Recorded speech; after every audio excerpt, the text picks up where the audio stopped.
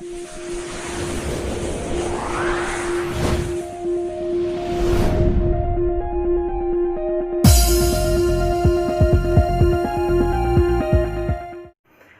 guys, welcome to everyone in my YouTube channel. I'm Amit Ras and you watching SB English classes.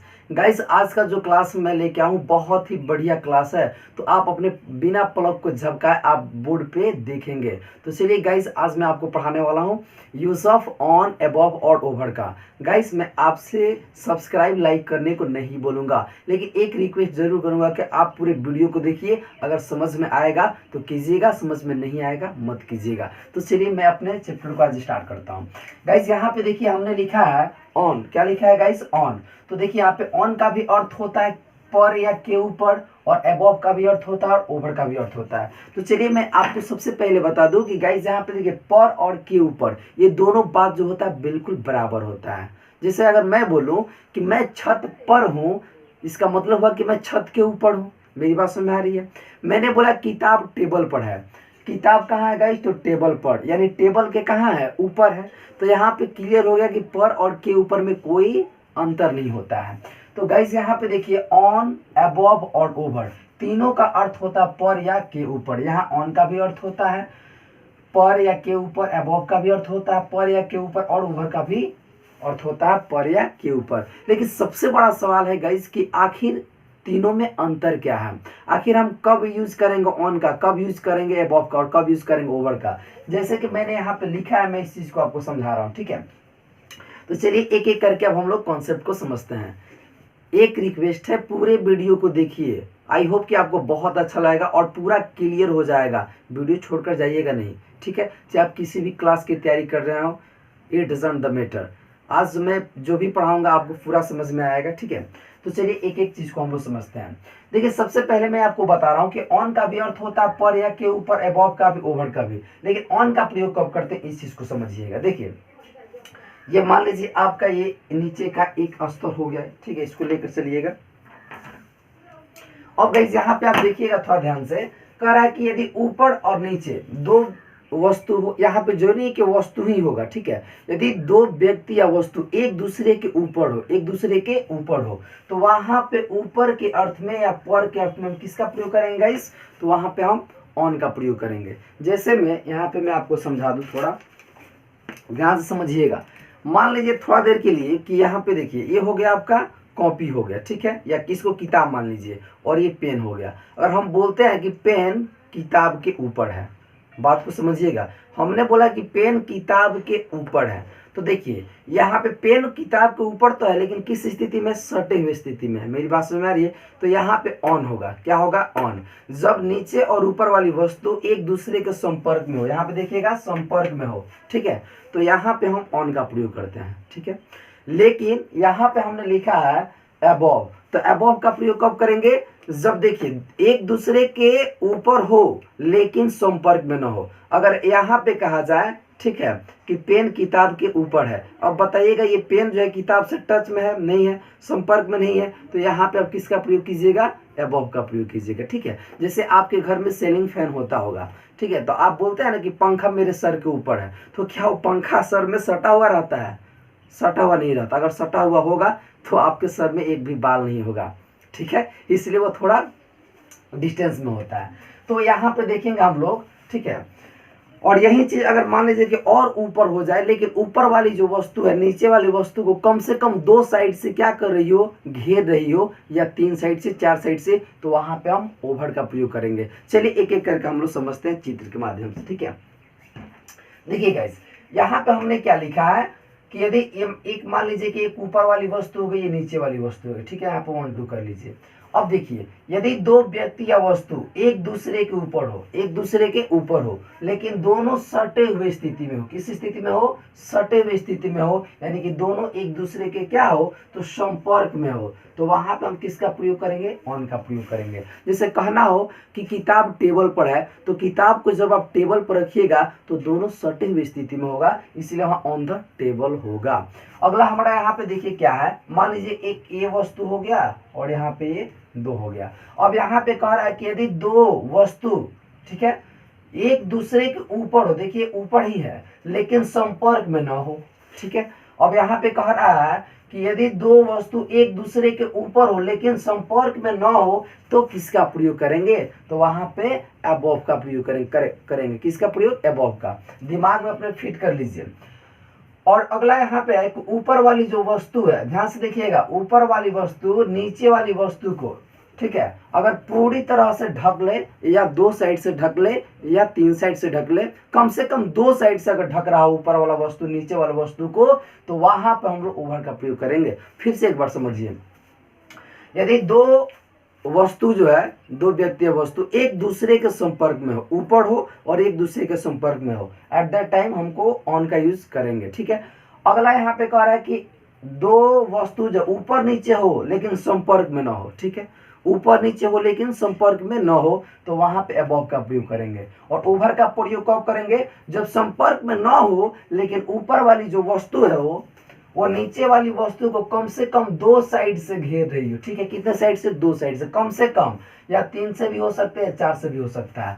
और मान के चलिए हमने बोला एक टेबल ले लीजिए और एक टेबल के नीचे एक बिल्ली होगी, तो हम लोग क्या बोलेंगे कि बिल्ली के ऊपर टेबल है, मतलब टेबल जो है ऊपर वाला नीचे वाली बिल्ली को घेर रहा है, तो वहां पर हम ओवर का प्रयोग करेंगे, ठीक है। अब चलिए एक सवाल को देखते हैं। आप सवाल देखिए, आपको पूरा समझ में आ जाएगा, 100% समझ में आ जाएगा, ठीक है। अब देखिए यहाँ पे पहला हमारा क्वेश्चन है, कह रहा है कि the book is dash the table. कह रहा है कि देखिए किताब है, क्या कह रहा है गाइस, किताब है, कहाँ है जी, तो टेबल पर है, ठीक है। अब मान के चलिए कि यह आपका टेबल हो गया, ठीक है, ये क्या हो गया गाइस, आपका टेबल हो गया, ठीक है। और इस पे आप एक बुक रख दीजिए, ठीक है, इस पे आप एक बुक रख दीजिए। अब जब इस पे आप एक बुक रखिएगा, देखिए ये टेबल हो गया, ये आपका किताब हो गया, ठीक है। अब जब टेबल पर किताब को रखिएगा तो किताब और टेबल के बीच क्या होगा, संपर्क होगा, यानी दोनों संपर्क में रहेगा। इसीलिए यहाँ पे किसका प्रयोग कीजिएगा, तो ऑन का। क्यों, क्योंकि यहाँ पे जो किताब है वो टेबल से संपर्क में है, ठीक है। अगला यहाँ पे लिखा है कि I am standing dash the roof, कह रहा है कि मैं छत पर खड़ा हूँ। तो अब बताइएगा दोनों में संपर्क होता है कि नहीं होता है।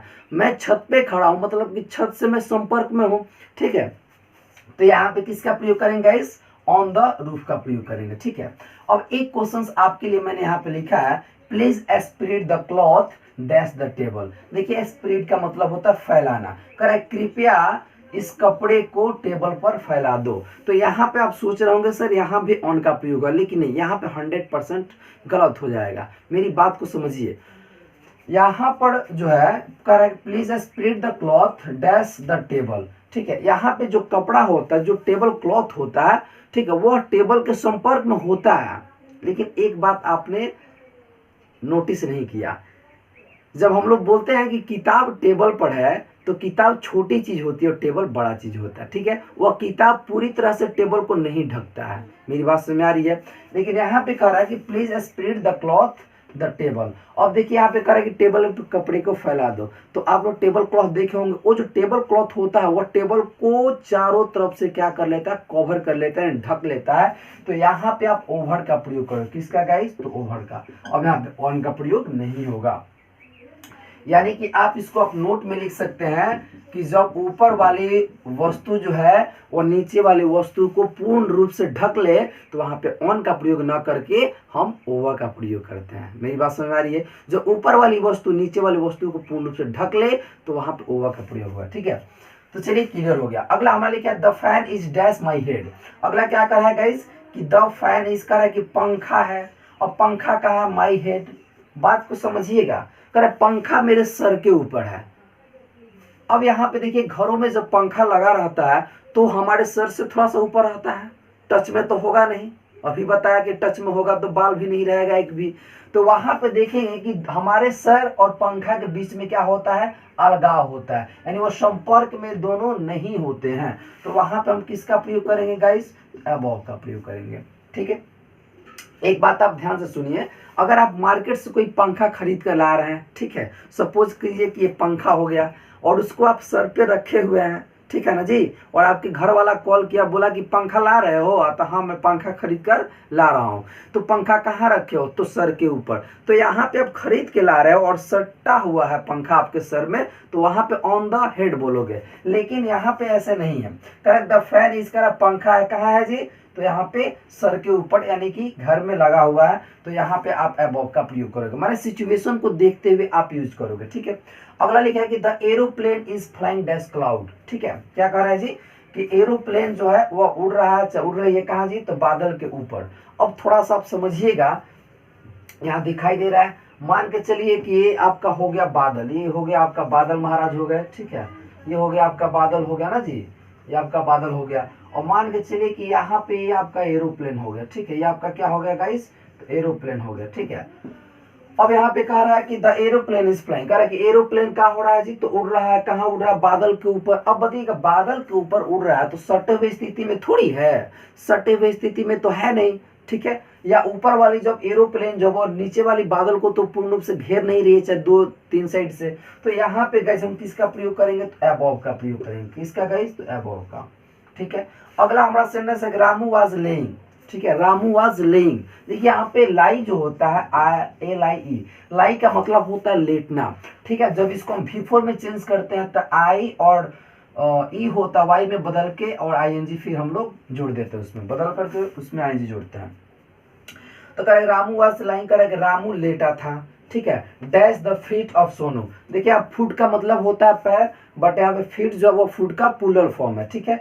तो यहाँ पे द फीट ऑफ सोनू का मतलब सोनू के पैर के ऊपर, ठीक है।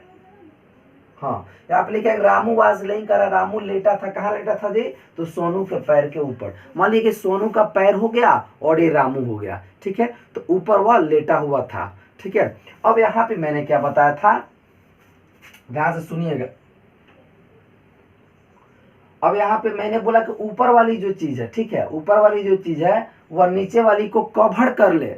कॉन्सेप्ट यह है, संपर्क में हो या ना हो, इट डजंट द मैटर। यहाँ पे संपर्क में हो भी सकता है और नहीं भी हो सकता, लेकिन ऊपर वाली जो वस्तु है नीचे वाली वस्तु को पूर्ण रूप से कवर करना चाहिए, ठीक है। जैसे यहाँ पे आपने देखा कि spread the cloth over the table, और टेबल और क्लॉथ सटी हुई स्थिति में होते हैं, लेकिन ध्यान दीजिएगा कि ऊपर वाली जो वस्तु होती है नीचे वाली वस्तु को कवर कर देती है। उसी तरह पे कह रहा Ramu was laying dash the feet of Sonu, तो कह रहा है कि रामू लेटा था किसके ऊपर जी, तो सोनू के पैर के ऊपर। मतलब कि जब यहाँ पे मान लीजिए पैर हो गया, अब इस पे कोई लेटेगा तो इसको पूरा कवर करेगा ना, तो यहाँ पे हम किसका प्रयोग करेंगे, इस तो ओवर का प्रयोग करेंगे। कह रहा है कि the umbrella dash my head, अब कह रहा है देखिए छाता मेरे सर के ऊपर है, ठीक, मेरे ऊपर नहीं है, ठीक है, मेरे सर यानी हेड, ठीक है ना। तो यहाँ पे मान लीजिए कि जब आप छाता एक लगाते हैं, छतरी आप ले लीजिएगा, तो आपको चारों तरफ से ऐसे आपके हेड को जो है वो कवर कर लेता है, ठीक है। तो हमने तो वही तो बोला था कि संपर्क में देखिए हो या ना हो, आप ऐसे भी कभी कभी करते, एक स्टिक के सहारे वो छाता आपके सर से थोड़ा इतना ऊपर भी होता है, या हम उसको सटा भी सकते हैं, ठीक है। तो ये मायने नहीं रखता, मायने ये रखता है कि ऊपर वाला वस्तु जो नीचे वाली वस्तु को कवर कर रहा है कि नहीं कर रहा है। The umbrella is dash my head, अब यहाँ पे देखिए छाता जो है वह हेड को क्या कर रहा है, कवर कर रहा है, इसलिए हम ओवर का प्रयोग करेंगे। तो गाइस वीडियो अच्छा लगा और समझ में आया हो तो फटाफट लाइक कर दीजिए, नए हैं तो सब्सक्राइब भी कर लीजिए, और वीडियो को अपने दोस्तों के पास इसको शेयर कर दीजिए यदि वीडियो अच्छा लगा हो तो। चलिए वीडियो को अंत तक बने रहने के लिए, मेरी बात को मानने के लिए बहुत बहुत धन्यवाद। Love you.